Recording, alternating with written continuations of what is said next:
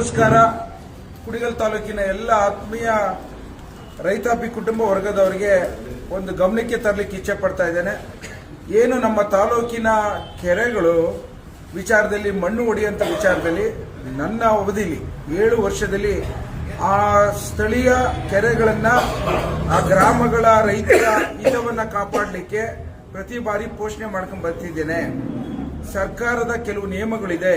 ಆ ನಿಯಮದಡಿ ನಾವುಗಳು ಆ ಒಂದು ಸ್ಥಳೀಯ ರೈತಾಪಿ ಕುಟುಂಬ ವರ್ಗದವರು ಸಂಘಟನೆ ಮಾಡಿಕೊಂಡು ತಮ್ಮ ಆಸ್ತಿ ತಮ್ಮ ಕೆರೆನ ಉಳಿಸಲಿಕ್ಕೆ ಪ್ರಯತ್ನವನ್ನ ಮಾಡಿಕೊಂಡು ತಮ್ಮ ತೋಟಗಳಿಗೆ ಬಳಕೆ ಮಾಡಲಿಕ್ಕೆ ಯಾರು ಅಡ್ಡ ಬಂದಿಲ್ಲ ಅನ್ನೋದನ್ನ ಹೇಳಲಿಕ್ಕೆ ಇಚ್ಛೆ ಪಡ್ತೇನೆ.